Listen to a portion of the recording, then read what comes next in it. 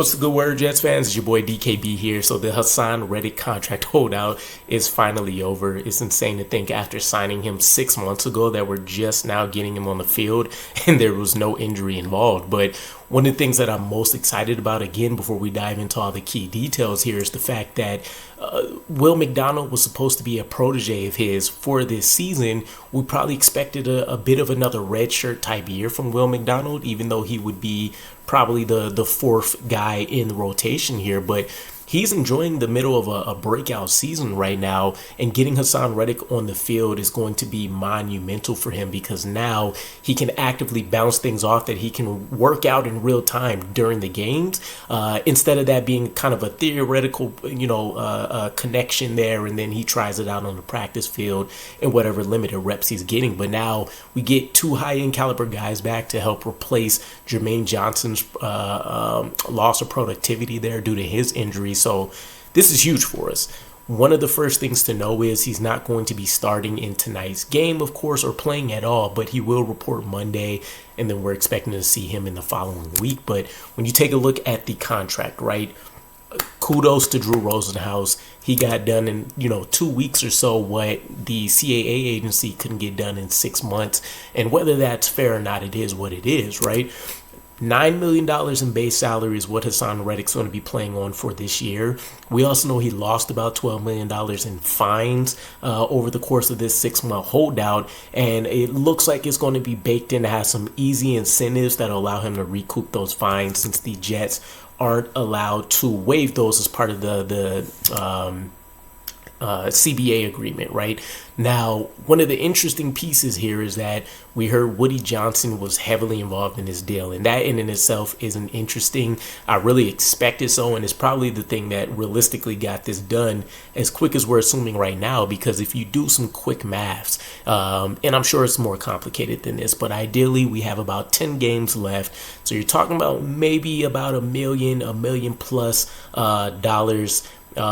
Probably, for those incentives, it's probably on a per sack basis. So, once he hits, probably, let's say 2, 5, probably increments of 3, right? 3-ish, 2, 5, 8, and then double digit plus sacks. You're probably looking at about $1 million plus, essentially per sack, for Hasson Reddick here. And then you probably have other incentives as well to boost up even the overall value of his contract, with things like All Pro, Pro Bowl, maybe even an attendance factor built into it. But we'll have to see what those actually ends up, what that actually turns out to be, right? The other piece is that I've seen the rumors that we never really intended to trade Hasson Reddick, even though we gave him the permission to go out there and seek a trade with his agent.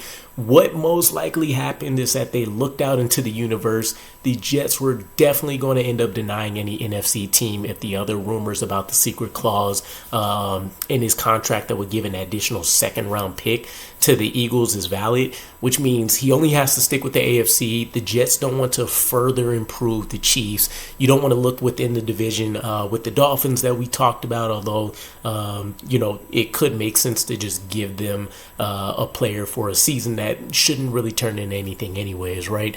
Realistically.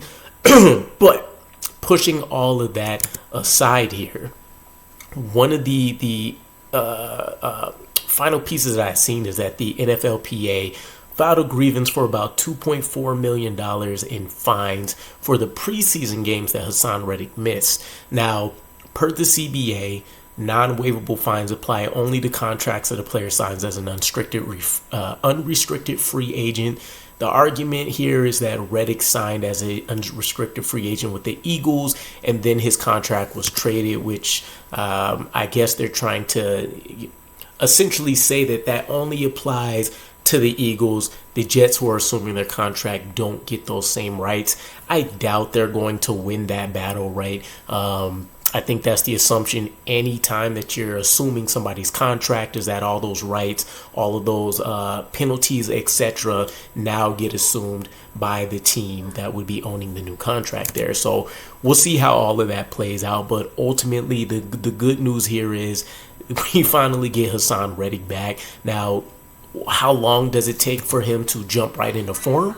A lot of players automatically, or a lot of us as fans that I've seen out there have automatically assumed he'll hit the field running, but we don't know what he's really done for the last 6 months, and it could take him a couple weeks to really get into speed, but we'll see how that pans out. But let me know what your guys' thoughts are on this. Hasson Reddick finally going to be in a uniform here in about 7 days or so, and we'll see how things go, and I'll catch you guys again.